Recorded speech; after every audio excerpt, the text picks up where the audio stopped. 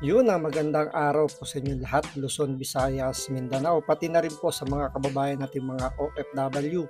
Welcome po sa panibagong reaction video dito sa Makapili TV. So ito, panoorin po natin itong video na to kasi parang pagtatagpi-tagpiin natin yung mga nangyari. Gaya ng ginagawa ni Tony Trillanes na nagtatagpi-tagpi rin siya ng kanyang mga kwento kung saan umpisa natin ito noong 2016 na sinasabi niya na meron daw lumapit sa kanya at nagbigay ng dokumento na bank account na sinasabing doon daw nilalagay ni Pangulong Duterte yung mga nakukuha niyang mga drug money. So yun daw yung parang pinaka-commission niya every time na magbibigay yung drug lord na pinoprotektahan di umano nito ni Trillanes, doon daw inilalagay. So, kung babalikan natin yung 2016, yun po ay yung campaign period kung saan tumakbong presidente itong si Pangulong Duterte. So, noong 2016, yun din siguro yung pinakamalaking kahihiyan na natanggap ni Trillanes sa buong buhay niya. Kaya, hindi siya makapag-move on dito kay Pangulong Duterte. Ano ba yung kahihiyan na sa palagay natin na natanggap ni Trillanes na hindi niya makakalimutan? Ito yung araw kung saan na-reject siya. Siguro sa tanang buhay niya, never pa siyang nare-reject. At isang Rodrigo Duterte ang nag-reject sa kanya dahil tinanggihan ni Pangulong Duterte na maging running mate niya ito na doon sa presidential election. So, gusto niya na siya yung tumakbong vice president sa under ni Pangulong Duterte. Pero yun nga, sa kasamaang palad, hindi nga kinonsider ni Pangulong Duterte at ang nilagay niya sa kanyang vice president ay si Alan Peter Cayetano. So, nung ni-reject yun ni Pangulong Duterte, doon na lumabas yung yung uh, yung galit siguro ni Trillanes dito kay Pangulong Duterte at dahil doon nakapagtahi-tahi na siya ng kanyang sariling mga kwento na sinasabi niya na si Pangulong Duterte nga daw protector nga daw ng drug lord. So 2016 po 'yun. Ngayon, balikan natin yung nakaraang hearing kung saan nga umattend si Pangulong Duterte. At madalas ito ibinalita dahil ito yung panahon o ito yung hearing kung saan sinasabi nila na napikon nga daw si Pangulong Duterte dito kay Trillanes. Pero kung papansinin niyo, naging laman ng balita yung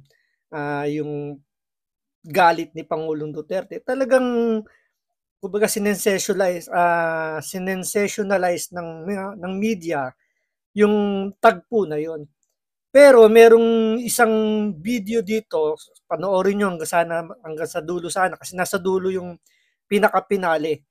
Dahil ito ay pagtatagpi-tagpi mo natin dahil importante po yun para mas ma-highlights po yung clip na yon. Kasi yung video na yon, hindi mo na siya makikita sa YT, sa YouTube. Dahil hindi natin alam kung binura o tinanggal dun sa Quadcom meeting yung parte na yon. Kung saan yung AMLAC mismo kinumpirma na lahat yon ay hindi nila sinicertified at dinidenied nila lahat ng sinabi ni Antonio Trillanes doon.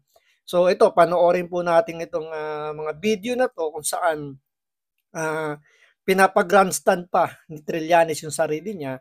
At kung ikaw hindi masyadong observant, mapapaniwala ka sa mga sinasabi ni Trillanes na parang iisipin mo, mukhang may katotohanan yung mga sinasabi niya. Mukhang may punto yung mga sinasabi niya. Mukhang may katotohanan yung mga sinasabi niya. Pero kung talagang magiging mapanuri ka, malalaman mo sa dulo kung itong si Trillanes ba nagsisinungaling o hindi. Kaya ito, simulan po natin to. Pero kung hindi ka pa nakasubscribe sa Makapili TV, syempre, pakipindot po muna yung subscribe button. At the same time, palike na rin po ng video, wala namang pong bayad yan. Kaya pindot na. So ito, panoorin po natin itong nangyaring Quadcom meeting. Ito po yung panahon na dumalo po o pumunta si Pangulong Duterte para harapin itong Quadcom. At sa di naasahang pagkakataon, sumulpot din to si Trillanes. Kumbaga, ito parang lumalabas dito. Ito na yung pinakapang pinali sana na ibabangga nila sa mga magtatanong kay Pangulong Duterte para lalong idiin si Pangulong Duterte sa kanyang war on drugs. So ito, panoorin po natin. Former Senator Trillanes, you're recognized. Maraming salamat, Mr. Chairman. Ito pong dokumentong ito po yung naging basis ko nung plunder case na final ko kay Duterte noong 2016. At ito po ay inimbestigahan ng Ombudsman at ang Deputy Ombudsman. Pakitandaan niyo po yung mga binibitawang salita rito ni Trillanes kasi napaka-importante po nito kasi ito po yung mga detalye na sinasabi niya. Ito po yung parang sinasabi niya na parang totoo. So ito kaya po nagbibigay ako sa inyo ng konting tip, medyo tandaan po ninyo. 2016 itong sinasabi niya at the same time yung mga pangalan na binabanggit niya tulad nitong taga-ombudsman. Arthur Carandang, and I think the Quadcom can invite him. Siya ang nag-conduct ng investigation. Humingi siya ng dokumento sa AMLAC at kinonfirm niya. And because of that, tinanggal ni Duterte si Deputy Ombudsman. Now, aside from that, so pwede natin, suggested by Chairman Paduano, na yung AMLAC mismo, unless, since hindi naman na siya incumbent, pwedeng ma-access yun with the waiver. Pero we've been there before. Nagsabi na yan siya na magbibigay siya ng waiver. So, sinasabi niya rito na unless nga daw kung pipirma si Pangulong Duterte ng waiver para buksan yung kanyang bank account. So, kung papansinin niyo yung mga scene na yon, yung time na yon, ini-insist dito ni Trillanes na parang pinipuwersa niya yung Quadcom na papirmahin ng waiver itong si Pangulong Duterte para mabuksan yung kanyang bank account. So sinasabi rin niya rito, yung ombudsman daw, kinonfirm daw through AMLAC na totoo daw yung mga bank account na inilabas niya. So napaka-importante po niyan. Bluff yan. Pero hindi ganda kung ma-draft na po natin yan ngayon para papirmahan niya yan dito, no? Para wala nang alibay. Pero ito po, I'll be presenting later on, Mr. Chairman, a video of his actual admission of these accounts. No? So ito naman pong mga cheque na in-encash, in-extract lang namin from that long list. Mga managers checks po yan, hindi nawawala sa system po yan. And later on, exempted sa impeachment cases, kaya pwede po lumabas yan, ipepresenta po yan. That's the smoking gun. Tingnan nyo anong kinalaman ng impeachment dito sa sinasabi ni Trillanes?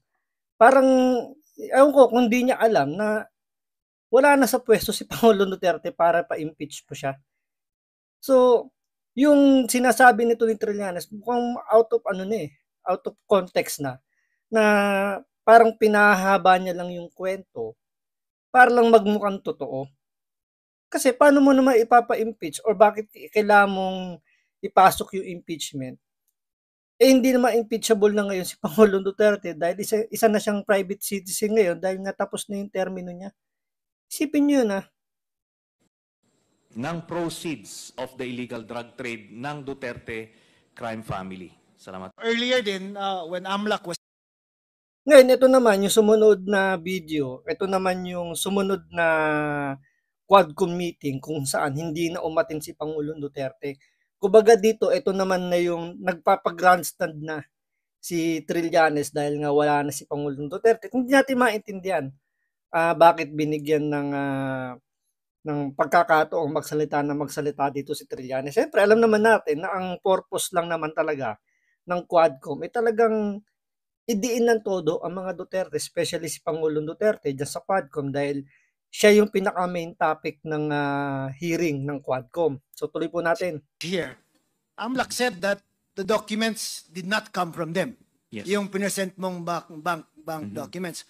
But in earlier public pronouncements that were also made or also linked to you, you also said that it was AMLAC who gave you access to these documents? No, wala po akong sinabing gano'n, Mr. Chairman, kasi that would be illegal. No? That would be illegal. So, ang sinabi ko po, merong nagbigay sa akin ng mga dokumento na yon at chinek po namin in our... Dito umiwas siya ha.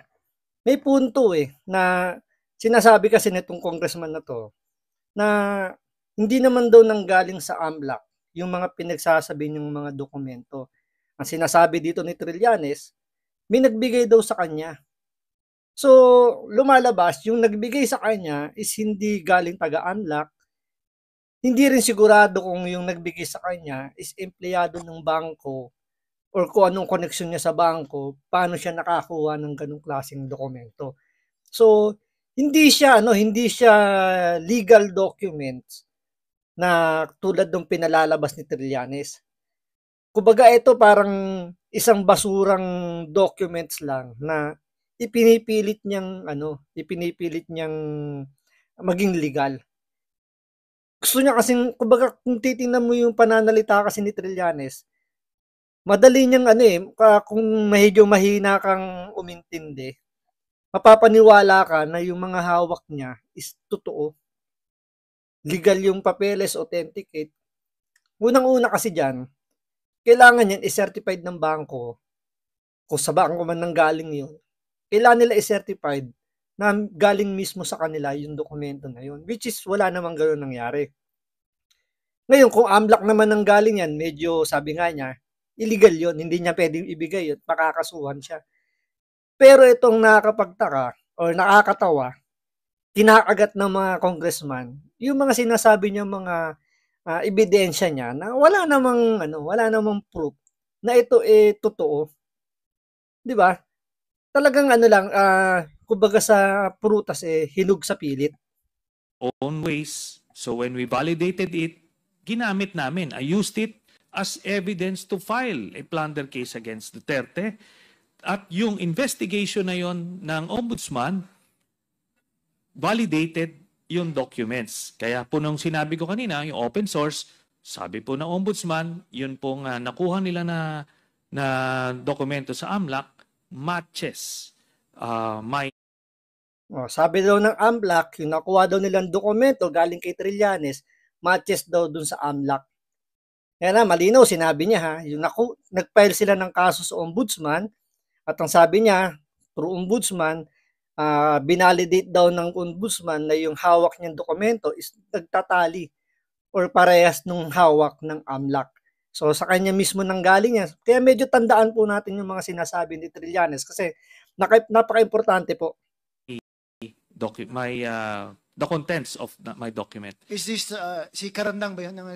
Yes, Mr. Chairman. Opo. And he was removed, is that correct? Yes, Mr. Chairman. Inanunsyo ni Calida.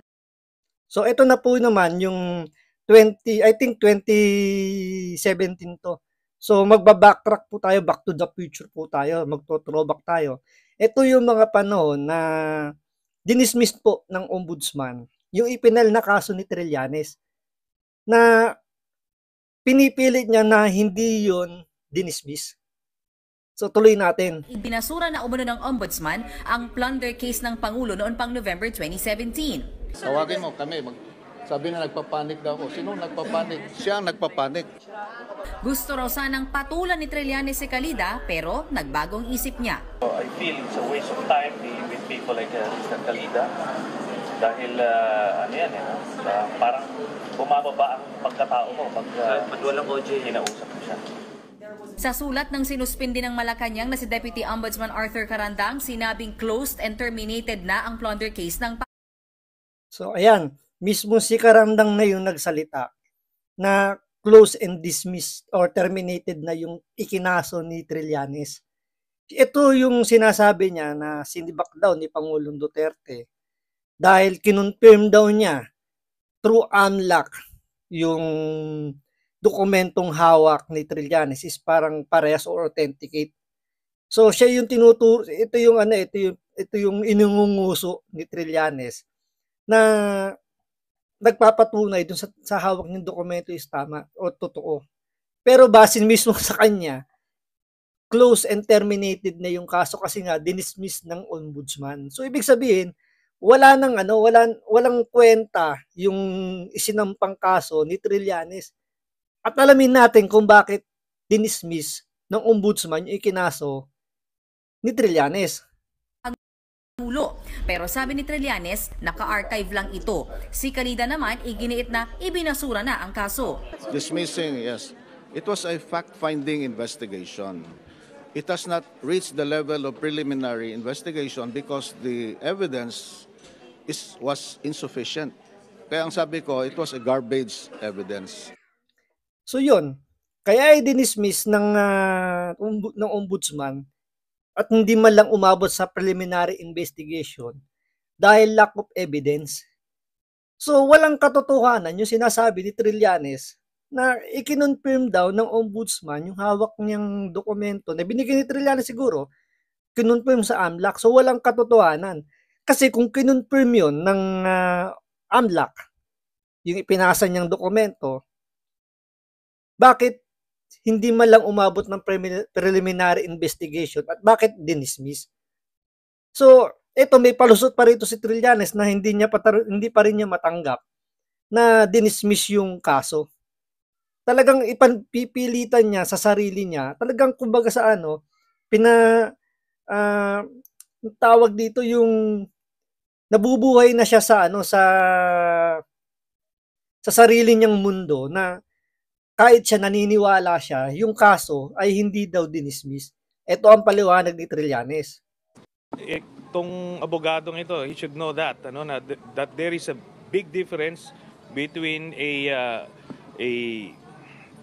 dismissal and kung yung na-archive yung investigation. Basta't we're pursuing something, edi abangan na lang nila. So sabi niya, hindi naman daw dinismiss, in-archive lang. 'Di ba parang kay dismiss yan or prosper. Normal talaga ilalagay sa archive yan kasi magiging record na yan eh.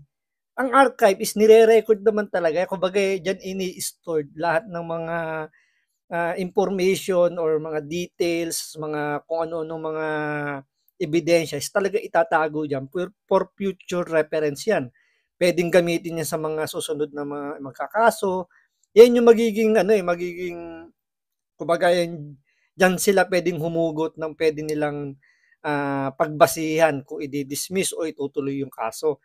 So talagang ipipilit ni Trillanes na totoo, nabubuhay na talaga siya sa sarili niyang sa sarili niyang kwento.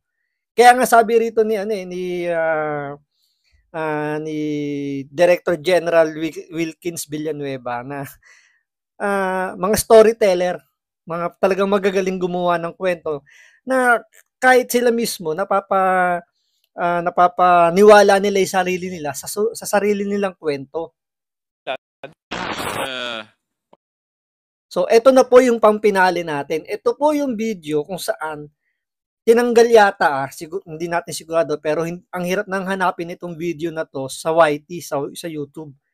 Mukhang tinanggal na yung portion na to dahil dito po nagsalita na po yung AMLAC tungkol sa mga pinagsasabi ni Trillanes na mga ebidensyang ipinasa daw niya sa ombudsman. So dito, ito na yung magsasabi na talaga ipinamumukha na sa Quadcom ang lahat ng sinabi ni Trillanes walang katotohanan. So, kung dito pa lang wala ng katotohanan yung mga sinabi ni Trillanes tungkol dun sa mga dokumentong inilabas niya noong 2016 na hanggang ngayon naniniwala siya na totoo yun. Ano pa yung mga pinagsasabi niya tungkol kay Pangulong Duterte at ano pa yung mga sinasabi rin ng mga kasama ni Trillanes dahil nga naniniwala sila kay Trillanes na totoo yung mga sinasabi niya. So what more pa yung mga iba pang sinasabi ng mga kasama ni Trillanes tungkol kay Pangulong Duterte. So ito, panoorin po natin tong AMLAC kung paano nila mismong pinamuka sa mga taga-Quadcom yung masasabi natin tong kasinungalingan ni Trillanes. So ito, panoorin po natin. Or in the last hearing conducted 13 November 2024 of the Quad Committee, you were required required to authenticate documents submitted by former Senator Trillanes purported to show money trails linked to drug proceeds. Yes, Mr. Chair. Have you submitted such to the committee? Mr. Chair, in 2016, the Anti-Money Laundering Council issued a public statement which denies that we are the source of the... Boom! 2016 pa lang naglabas na ang AMLAC at dinidinade nila yung sinasabi ni Trillanes tungkol doon sa bank account na sinasabi niyang doon daw inilalagay yung pera na galing sa drug trade papunta kay Pangulong Duterte. Boom! Documents or information shown by Senator Trillanes in 2016. And in September 2017, Mr. Chair, the AMLC also issued another public statement denying that we are the source of the documents. 2017, yung Money Laundering Council naglabas din ng statement. Dininied din yung sinasabi ni Trillanes. Boom! Times 2. Information attached by Senator Trillanes in the complaint he filed before the Ombudsman. And in the same public... Pati daw yung sinabi ng Ombudsman, dininied din ng AMLAC at dininied din ng Money Laundering Council. Boom! Statement, the AMLC denied that we furnished the Office of the Ombudsman such documents in relation to the complaint by by Senator Trillanes, Mr. Chair. In other words, AMLAC denied that the documents presented by the former Senator Trillanes did not originate from your office. Yes, Mr. Chair. May the Quadcom... Kahit mga taga-Quadcom mukhang nalungkot dito sa sinabi ng taga-AMLAC. Kaya hindi naman masasabi na na-impluwensyahan niya ni Pangulong Duterte dahil ang mga taga-AMLAC is individual body yan. Hindi sila sa hawak ng executive. Kumbaga meron silang sariling opisina. So hindi sila pwedeng madiktahan dito kagaya ng ibang departamento. Hindi lang kagaya ng COA. Kasi yung COA nadiktahan ng House of Representatives. Pero dito, hindi mo masasabi na ito na-impluwensyahan ni Pangulong Duterte. So lahat ng sinabi ni Trillanes regarding doon sa mga bank account, doon sa ombudsman na sinasabi niya na kinonfirm daw ng AMLAC yung hawak na yung pinresent ng ombudsman, lahat i-denied. So ano pa yung pangahawakang rito ni Trillanes? Hindi ito ibinalita sa mga mainstream media. Buti na lang nakakuha tayo ng kopya nito sa ibang mga channel. So, ititreasure na natin to kasi kahit tingnan nyo sa YT, hindi nyo na makikita itong portion ng video na to kung saan dinideny ng AMLAC lahat ng sinabi ni Trillanes. So, therefore, pwede kayang sabihin natin lahat ng sinabi ni Trillanes, lahat pawang kasinungalingan. Lahat kaya ng sinabi ni Trillanes tungkol kay Pangulong Duterte, kasinungalingan din kaya. Maybe, sabi nga ng marami dyan, na talagang gumagawa ng kasinungalingan si Trillanes para talaga siraan ang mga Duterte, especially si Pangulong Duterte, dahil hindi niya matanggap yung kahihiyan na natanggap niya nung siya tinabla ni Pangulong Duterte doon sa pagiging Vice President niya. So, maraming salamat sa panonood. Ingat po kayo lagi. God bless.